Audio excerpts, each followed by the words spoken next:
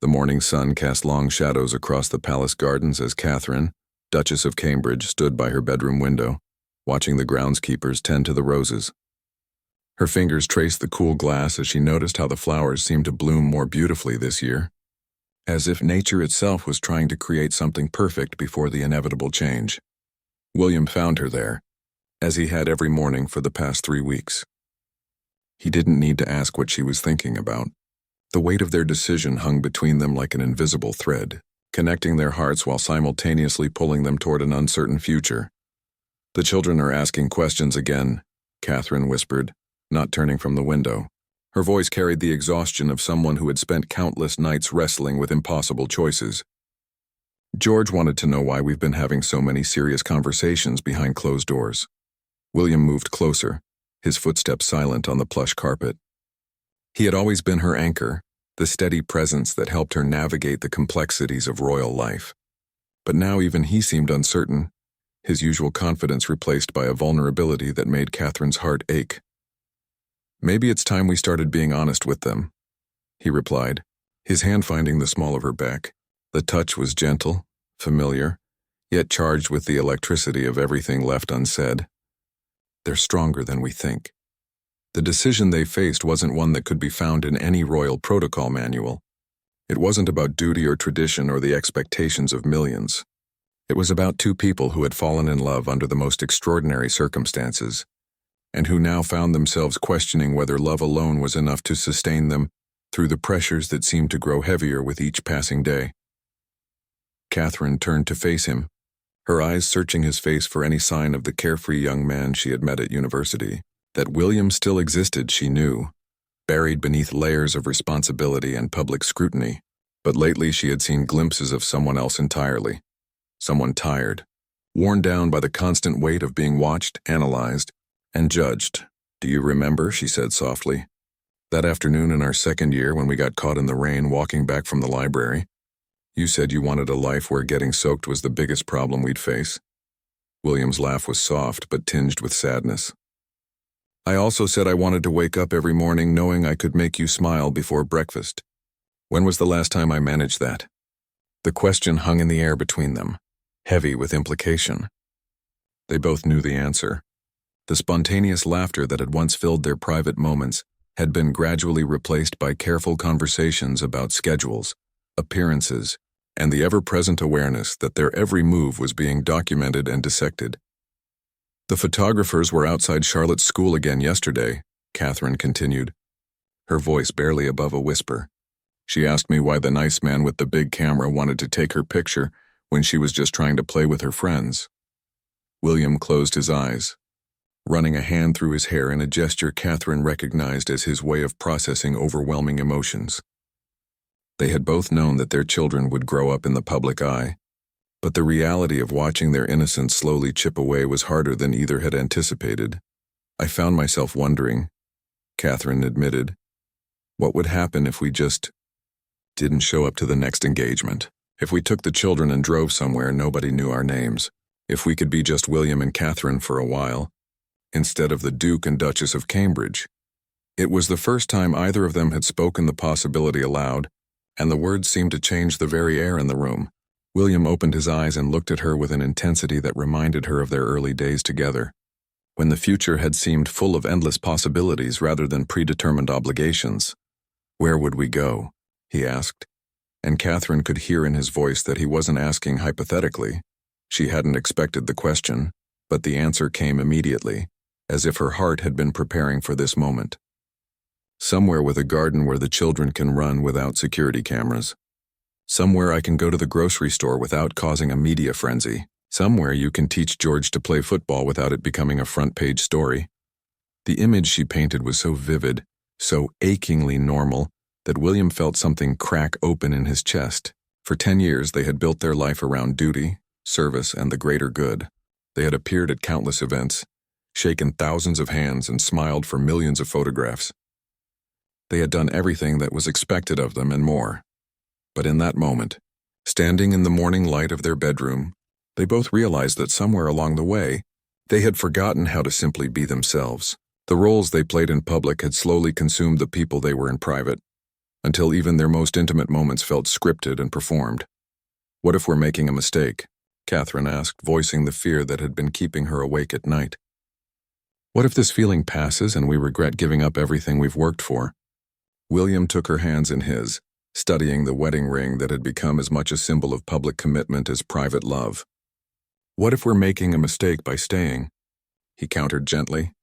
"What if we wake up in 10 years and realize we've forgotten how to be happy?" The question settled between them like a bridge, connecting their individual doubts into a shared understanding. They were standing at a crossroads that millions of people would never understand, but which felt as real and urgent as any decision any couple had ever faced. The conversation with the children came sooner than expected. That evening, as Catherine tucked Charlotte into bed, her daughter's innocent question shattered any remaining pretense that their family struggles could be hidden from young eyes. "Mummy, are you and Daddy going to get divorced like Uncle Harry's friends?" Charlotte asked, her small voice cutting through the darkness of her pink-themed bedroom. Catherine's breath caught in her throat. She had prepared for many difficult conversations with her children, but nothing had readied her for the direct honesty of a 6-year-old who had been quietly observing the tension in their household. "What makes you ask that, sweetheart?" Catherine managed, sitting on the edge of Charlotte's bed and smoothing her daughter's hair. "You and Daddy whisper a lot now," Charlotte explained with the matter-of-fact tone children use when discussing things that confuse them. "And sometimes I see you crying when you think nobody's looking. George says grown-ups only cry when something really bad is happening." The simplicity of her daughter's observation hit Catherine like a physical blow. In trying to protect their children from their struggles, they had inadvertently created an atmosphere of secrecy and worry that was perhaps more damaging than the truth would have been. When Catherine finally made her way downstairs, she found William in his study, staring at a photograph on his desk. It was from their wedding day, not one of the official portraits, but a candid shot someone had captured of them laughing during the reception. They looked impossibly young and radiantly happy, as if they believed love could conquer anything. "Charlotte asked if we're getting divorced," Catherine said without preamble. William looked up, his expression confirming that he had been expecting this moment. "What did you tell her?" "The truth. That sometimes even people who love each other very much have to make difficult decisions about their future." They sat in silence for several minutes, both lost in their own thoughts. The study had always been William's sanctuary, filled with books about history and conservation, photographs from their official travels, and personal mementos from their life together. Now it felt like a museum of their happiness, preserving memories of who they used to be. "I've been thinking about your question," William said finally, "about where we would go." Catherine settled into the chair across from his desk, the same chair where she had sat during countless conversations about their public duties, their children's education, and their shared dreams for their charitable work. Tonight it felt different, charged with the possibility of change. "I remembered something my mother wrote in her diary," William continued, his voice soft with memory. "She talked about wanting a cottage somewhere quiet, where she could garden and read books and just be Diana, not the Princess of Wales. She never got that chance." The mention of Diana brought a new dimension to their conversation. Catherine had always felt the weight of stepping into a role that had been both beloved and tragic, but she had never considered that her mother-in-law's struggles might mirror their own. "She would understand," Catherine said gently. "She would want us to choose happiness." William nodded, then pulled out a folder that Catherine hadn't noticed before. Inside were property listings, not grand estates or historic homes, but modest houses in quiet villages, places where anonymity might actually be possible. "I've been researching," he admitted almost sheepishly. "There's a place in the Cotswolds near a small village where nobody would expect to find us. It has a garden, good schools nearby, and enough land that the children could have the kind of childhood we never did." Catherine felt her heart skip as she looked through the listings. The houses were beautiful in their ordinariness. Georgian cottages with climbing roses, converted farmhouses with modern kitchens, homes that spoke of comfortable family life rather than ceremonial grandeur. "What about the trust funds? The inheritance, all the legal complications?" Catherine asked, though her practical concerns felt small compared to the growing excitement in her chest. "I've been meeting with lawyers quietly," William revealed. "It's complicated but not impossible. We would have to give up our titles, obviously, and there would be financial consequences, but we wouldn't be destitute. We could work, contribute to society in our own way. The idea of William having a regular job seemed almost fantastical, but Catherine found herself imagining him as a conservation officer or working with one of the environmental charities he was passionate about. She pictured herself perhaps returning to art history, maybe teaching or working with a museum. The press would never leave us alone, Catherine pointed out, though even as she said it, she realized that plenty of former royals had eventually faded from public interest. Initially, no, William agreed, but interest fades. Look at some of my cousins who stepped back from royal duties. After a few years, they're rarely photographed. People move on to newer stories. They spent the next 2 hours going through every practical detail, every potential obstacle, every reason why their plan might fail. But with each concern they addressed, the possibility seemed less like a fantasy and more like an actual choice they could make. There's something else, William said, as the clock struck 11. I spoke to my father today, not about this specifically, but about duty and happiness. He told me something I wasn't expecting. Catherine leaned forward, intrigued by the change in William's tone. He said that his greatest regret wasn't any of the public mistakes he made, but the private moments he missed because he was too focused on obligation. He said he wished he had been braver about choosing his own path earlier in life.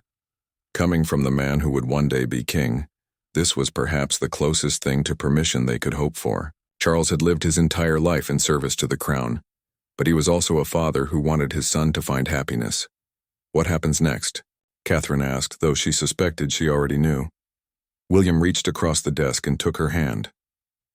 We start planning our quiet farewell. The decision to tell the Queen came after days of careful preparation. William had requested a private audience under the guise of discussing his upcoming charitable engagements. But both he and Catherine knew this conversation would change everything. They drove to Windsor Castle on a crisp autumn morning, the trees lining the approach already beginning to turn gold and amber.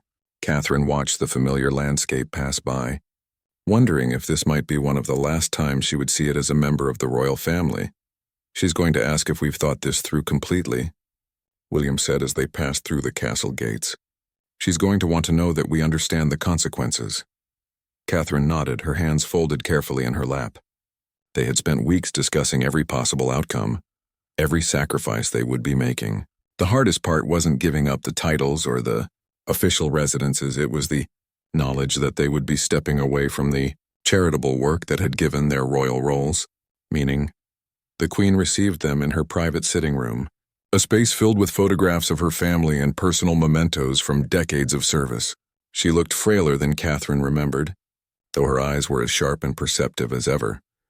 You both look like you have something important to discuss, the Queen observed before they had even settled into their chairs.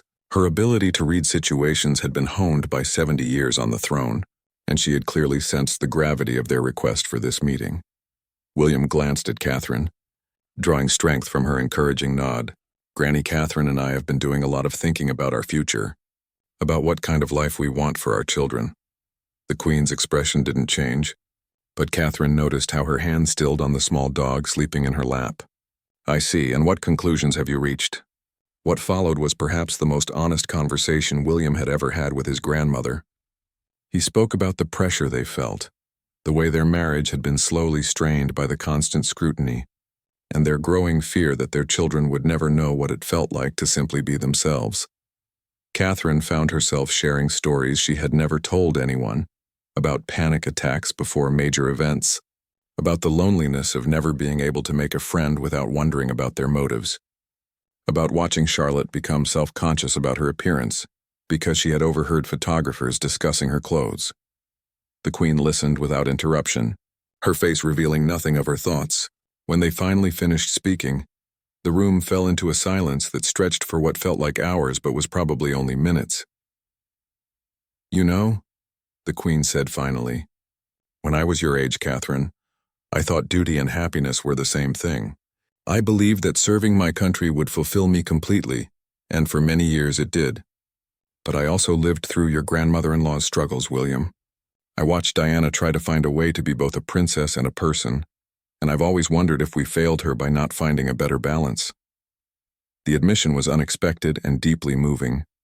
Catherine felt tears building in her eyes as she realized the Queen was not just speaking as a monarch, but as a grandmother who wanted her family to be happy. "What you're asking for," the Queen continued, "is not without precedent.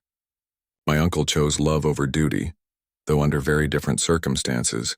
More recently, other family members have stepped back from royal responsibilities to live more private lives." William leaned forward slightly. "We don't want to cause a crisis or damage the institution. We just want to be a normal family." The Queen smiled then, an expression so gentle and understanding that Catherine felt her remaining doubts begin to dissolve. "Normal is relative, my dear boy. You will always be my grandson, and Catherine will always be someone I'm proud to call family.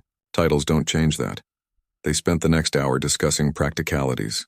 The Queen's experience with managing royal transitions was invaluable, and her suggestions helped them understand how to minimize the impact on the monarchy while protecting their children's privacy.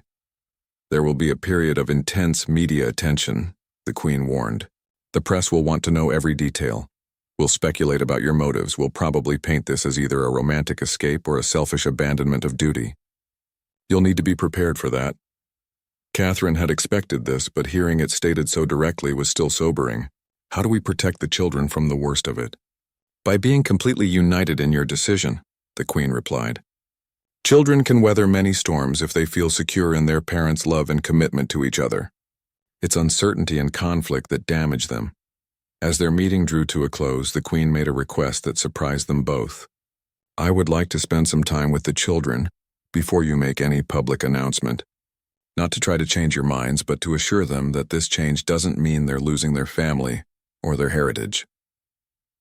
Walking back to their car, Catherine felt a mixture of relief and anticipation. The conversation had gone better than she had dared hope, but she also realized that they had now crossed a point of no return. The Queen's blessing made their decision feel not just possible, but right. "She's remarkable," Catherine said as they drove back toward London.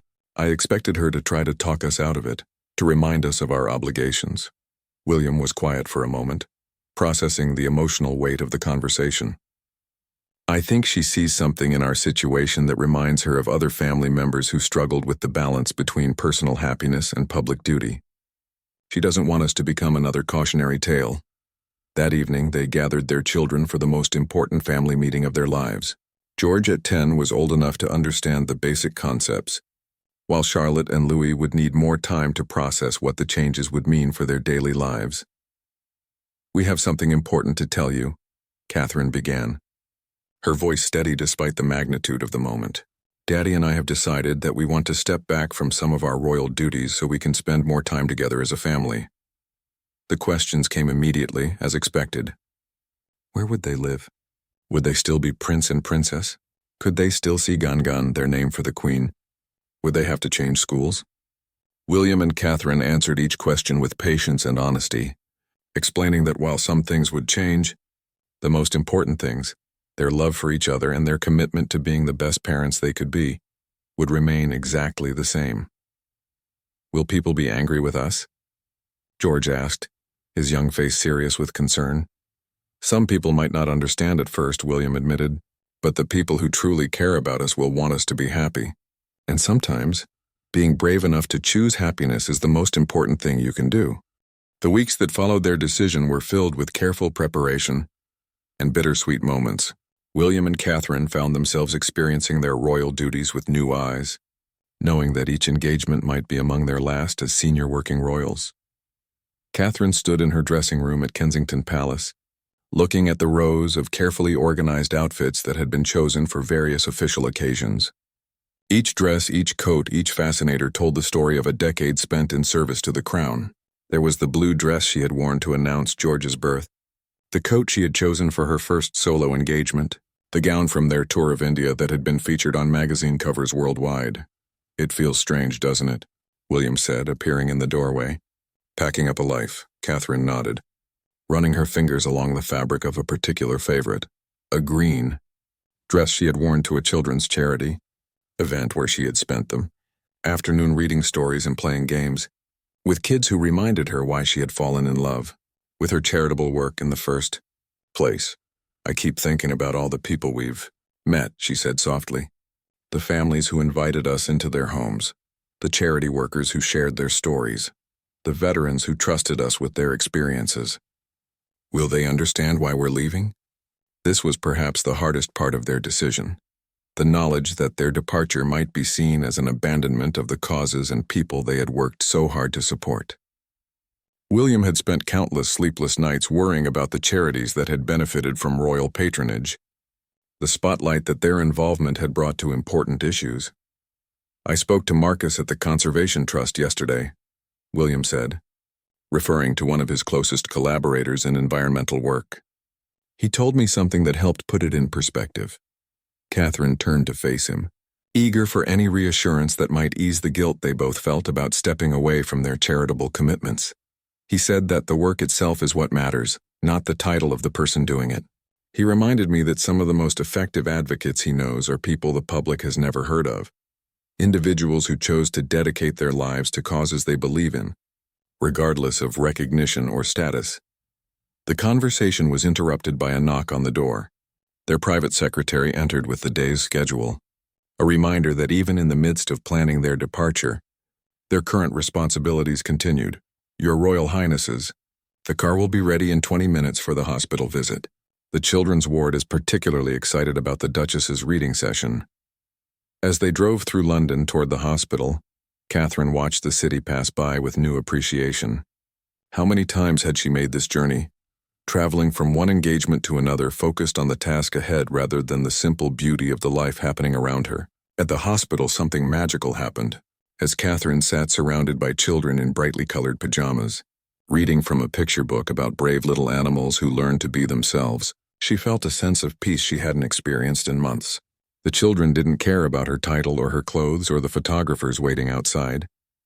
They just wanted someone to share a story with them, to make them smile during a difficult time. One little girl, no more than 5 years old, crawled into Catherine's lap during the reading. "You have a nice voice," she whispered. "My mummy reads to me like that." In that moment, Catherine realized something profound. The ability to comfort, to connect, to make a difference in someone's day. These things didn't require a royal title. They just required a caring heart and the willingness to show up. After the hospital visit, William and Catherine made an unscheduled stop at a small cafe they had noticed during their drive. It was a spontaneous decision, the kind they rarely made anymore, and their security team scrambled to accommodate the change in plans. Inside the cafe, something remarkable happened. While a few patrons recognized them and took discreet photos, most people simply went about their business. They ordered coffee and sandwiches, found a corner table, and for 30 minutes, they were just a couple having lunch together. "This is what I miss," Catherine said, watching William laugh at something she had said without worrying about whether his expression was appropriate for public consumption. "These moments when we're just ourselves." An elderly woman at the next table leaned over with a gentle smile. "You two remind me of my late husband and myself when we were your age. That look of two people still discovering each other after years together. It's quite lovely to see."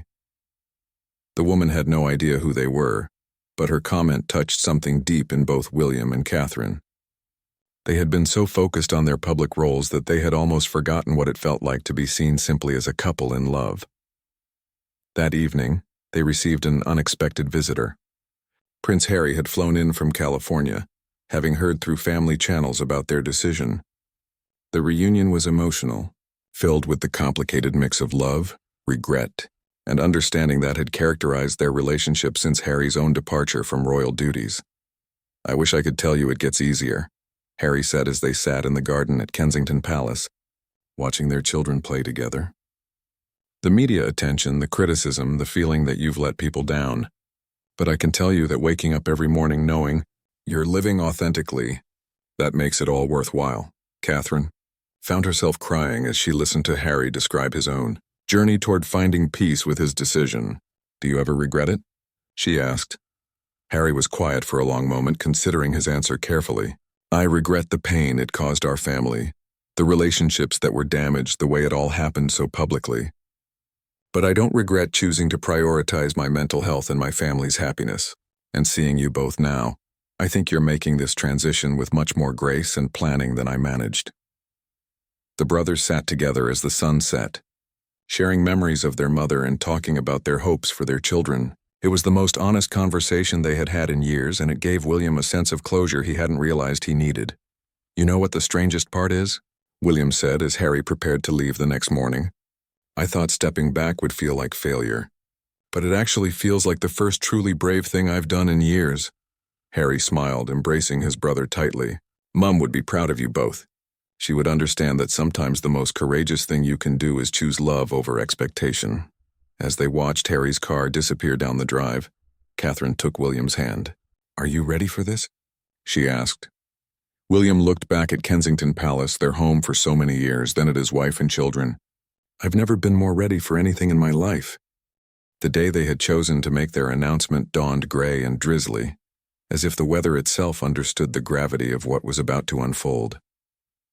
William stood at his study window, watching the rain streak down the glass, while Catherine sat at her desk making final revisions to the statement they would release to the world. They had crafted every word carefully, working with a small team of trusted advisors to create a message that was honest about their motivations, while respectful of the institution they were leaving. The statement would be released simultaneously to all major news outlets, followed by a brief filmed message that they had recorded the previous week. "I keep thinking about that young couple who got engaged in Kenya," Catherine said, looking up from the papers spread before her. "Did they have any idea their love story would lead to this moment?" William turned from the window, his expression soft with memory. That young couple thought love could conquer anything. Maybe they were right, just not in the way they expected. The irony wasn't lost on either of them. Their decision to step back from royal duties was, in many ways, the ultimate act of love. Love for each other, for their children, and for their own authentic selves. But it would be perceived by many as the opposite, as a rejection of duty and service. At exactly noon, their statement was released to the world. Within minutes, Catherine's phone began buzzing with calls from family members, friends, and colleagues. The children were at school, blissfully unaware that their lives were about to change forever, while their parents sat together reading the first wave of reactions from the media and the public. The responses were as varied as they had expected. Some headlines praised their courage and prioritization of family happiness. Others criticized them for abandoning their responsibilities and wasting taxpayer money. Social media exploded with opinions ranging from supportive to outraged, with very little middle ground. "Listen to this," William said, reading from his tablet. A mother from Liverpool writes, "As someone who struggles every day to balance work and family, I admire the Duke and Duchess for choosing their children's well-being over public expectation. More parents should be brave enough to put family first." Catherine smiled, though tears were building in her eyes. And this one from a veteran. "Prince William's work with military families meant everything to my son after he returned from Afghanistan. I'm sad to see him step back, but I understand that he's still a father and husband first. But for every supportive message, there seemed to be an equal number of critical ones. The most painful were from representatives of charities they had worked with, expressing disappointment and concern about the future of their causes. The Queen had arranged for them to spend the afternoon at Windsor Castle, away from the media circus that was undoubtedly gathering outside Kensington Palace. As they drove through the castle gates, Catherine was struck by how peaceful the grounds seemed compared to the storm they had unleashed in the outside world. They found the Queen in her private garden, tending to her roses despite the drizzle. She looked up as they approached, her expression unreadable, but not unkind. "How are you both holding up?" she asked, setting down her pruning shears and studying their faces with the careful attention of someone who had weathered many royal storms. "It's harder than we expected," Catherine admitted. "Seeing the disappointment from people we care about, knowing that some will never understand our decision." The Queen nodded, knowingly. "I remember when Margaret wanted to marry Peter Townsend. The public reaction was similarly divided. Some saw it as a romantic love story, others as a scandal that threatened the monarchy. In the end, she chose duty over love, and I've often wondered if she was truly happy with that decision." The comparison to Princess Margaret was not lost on William. His great-aunt had famously given up the man she loved for the sake of royal protocol, spending the rest of her life in the shadow of what might have been. The difference, the Queen continued, is that you are choosing love over duty. But you're doing it thoughtfully, with consideration for everyone affected. That takes a different kind of courage.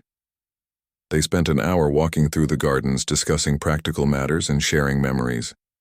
The Queen told them stories they had never heard before, about other family members who had struggled with the balance between personal happiness and public service, about her own moments of doubt during the early years of her reign.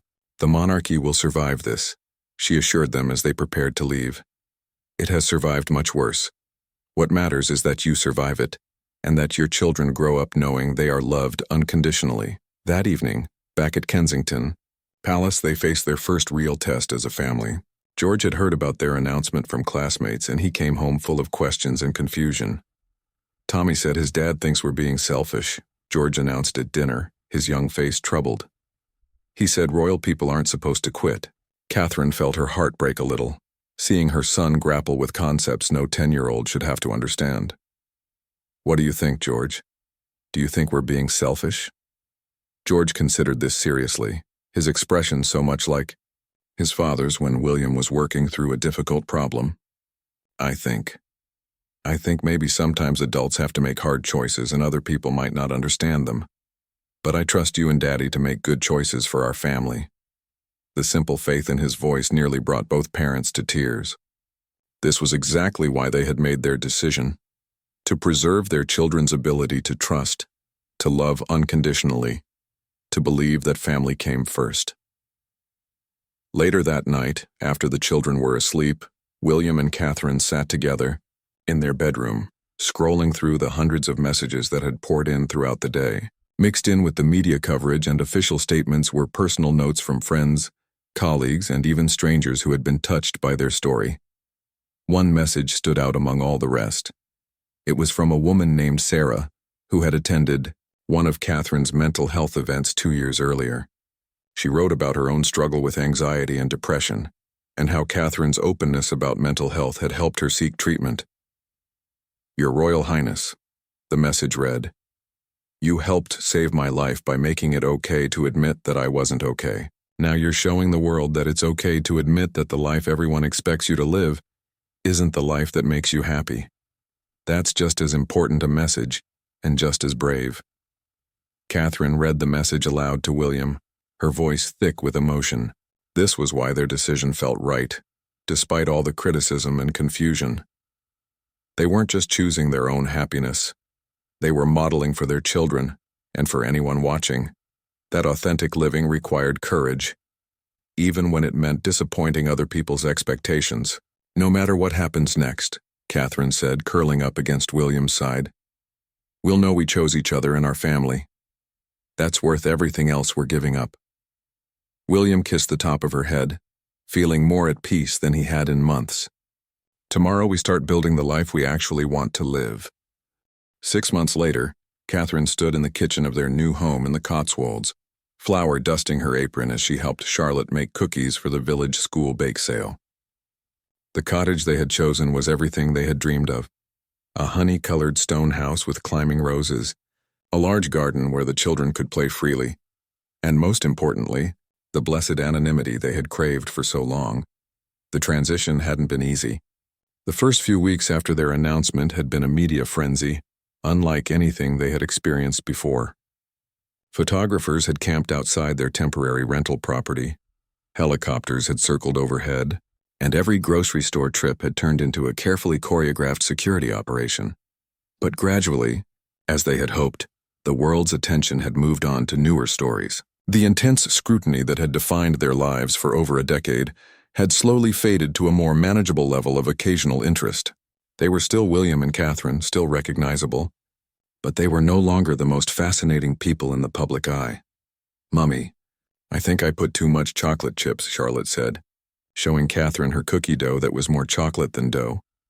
There's no such thing as too many chocolate chips, Catherine laughed, remembering how this simple moment, helping her daughter bake cookies without worrying about photographers, capturing every flour-covered expression, had once seemed impossible. The sound of car doors slamming in the driveway announced the return of William and the boys from their Saturday morning football practice. This too had been an adjustment. William had volunteered to help coach George's local team, a role that had initially caused a stir, but which the other parents had gradually accepted with typical British understatement. "How did practice go?" Catherine asked as her 3 men trooped into the kitchen, all of them muddy and grinning. "Dad scored more goals than any of us," Louis announced proudly, seemingly unaware that his father had once been considered one of the most important people in the country. William caught Catherine's eye over their youngest son's head, and she saw in his expression the same wonder. She felt every day the amazement that their children were growing up thinking it was perfectly normal for their father to coach weekend football and their mother to volunteer at the village library. The village had been everything they had hoped for and more.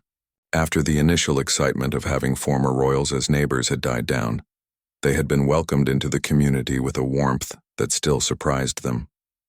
Catherine had joined the parish council, William had become involved with local conservation efforts, and the children were thriving in their small village school. Mrs. Henderson asked if you could help with the Harvest Festival decorations next week, George said to Catherine, referring to their neighbor who had become one of Catherine's closest friends. "She said you have good taste." Mrs. Henderson was a retired teacher who treated Catherine exactly like any other village mother, asking her opinion on everything from flower arrangements to parish politics. She had become the kind of friend Catherine had never been able to have during her royal years, someone who valued her for her thoughts and contributions rather than her title or connections. That evening, after the children were in bed, William and Catherine sat in their small living room, reading by the fire.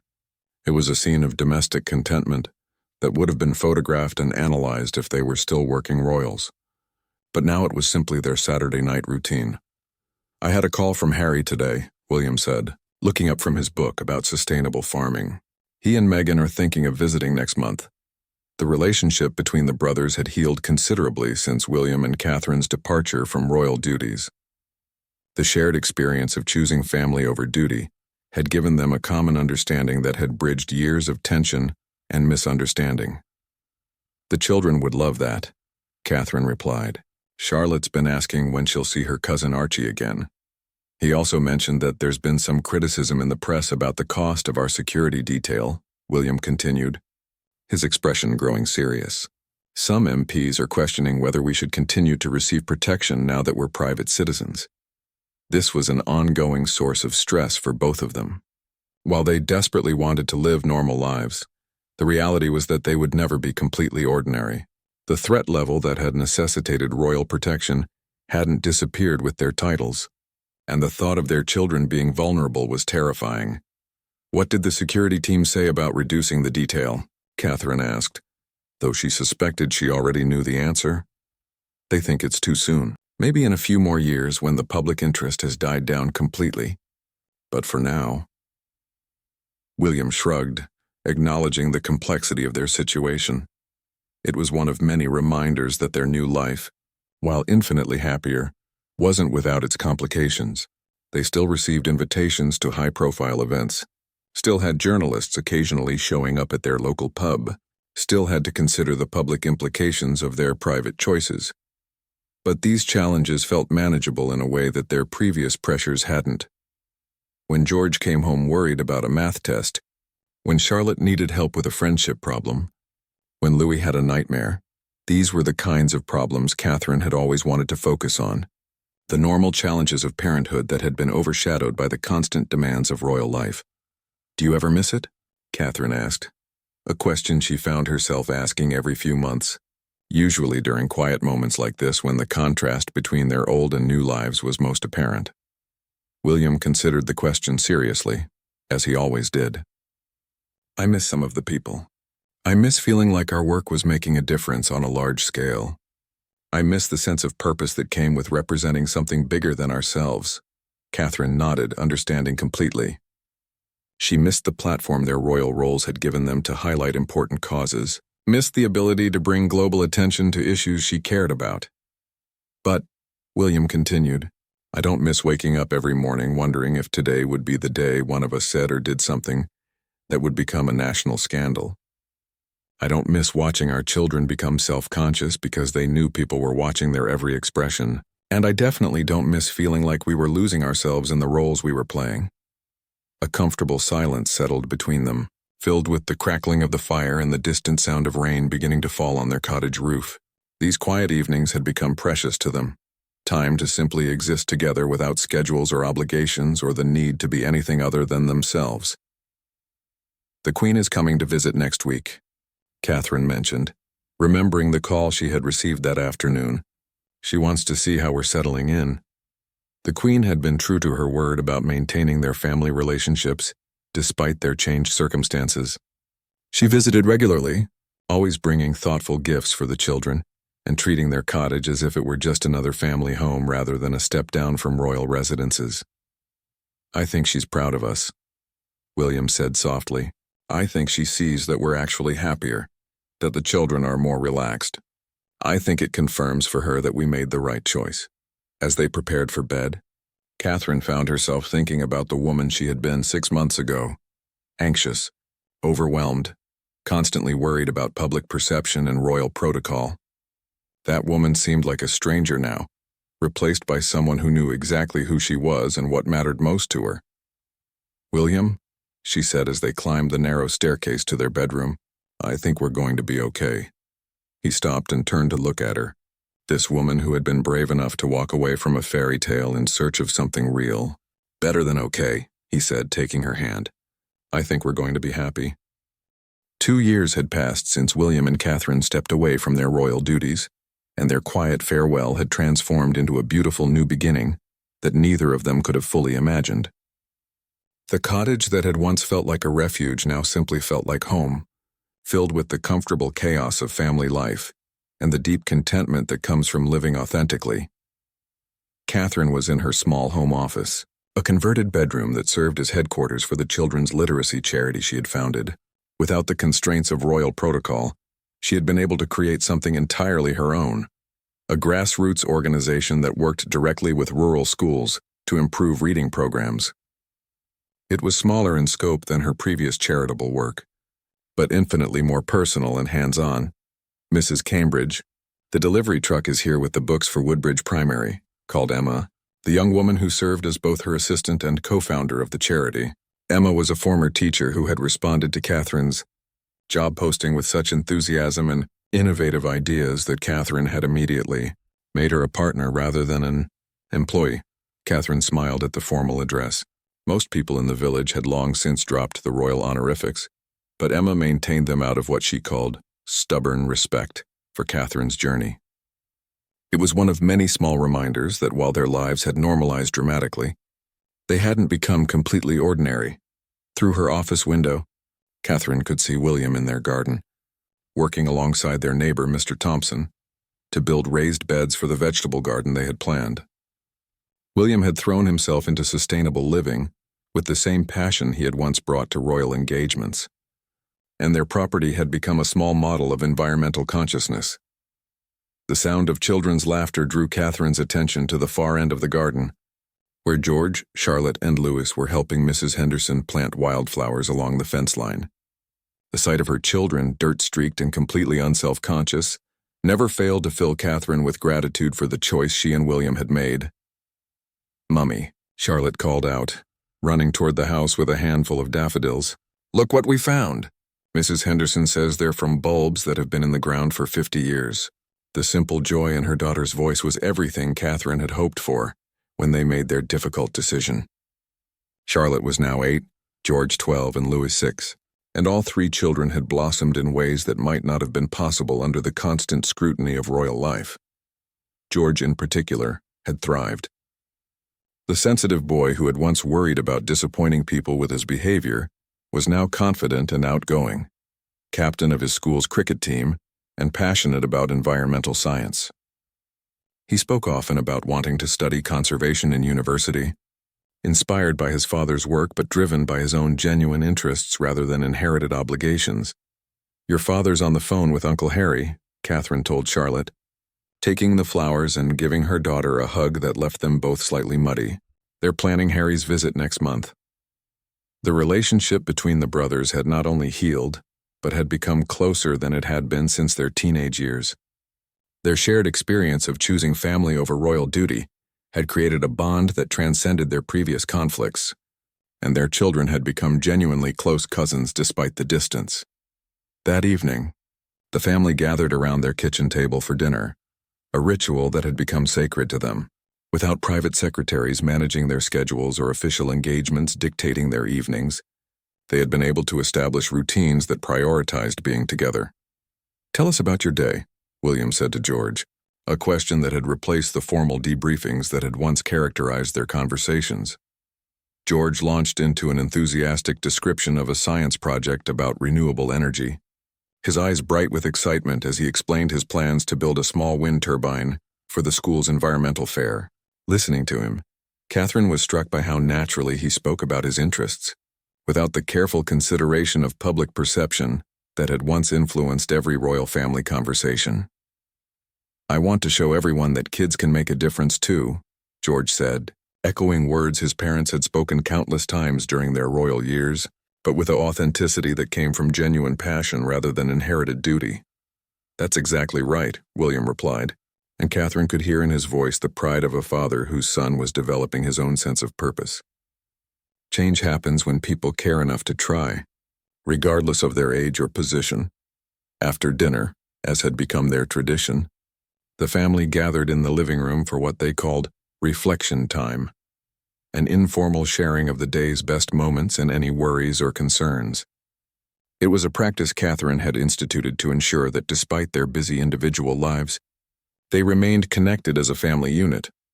"I'm worried about the spelling test tomorrow," Louis admitted, cuddling against Catherine's side on the sofa. "What kind of words are on the test?" William asked, settling into his favorite armchair with Charlotte on his lap. As Louis spelled out his challenging words, receiving encouragement and gentle correction from his siblings and parents, Catherine felt overwhelmed by the simple perfection of the moment. This was what they had given up their titles for, the ability to prioritize these quiet family connections over public obligations. Later, after the children were in bed, William and Catherine sat together in their garden, watching the stars emerge in the clear country sky. The absence of city lights had been one of the unexpected joys of their move, and stargazing had become one of their favorite evening activities. "I received an interesting invitation today," William said, pulling an envelope from his jacket pocket. "The Wildlife Conservation Society wants me to speak at their annual conference. It would be my first major public appearance since we stepped back." Catherine felt a flutter of mixed emotions, excitement that William's expertise was being recognized, but also anxiety about returning to any kind of public spotlight. "How do you feel about it?" "Nervous," William admitted, "but also ready, I think. I have things to say about conservation that come from my own experience now, not just inherited knowledge.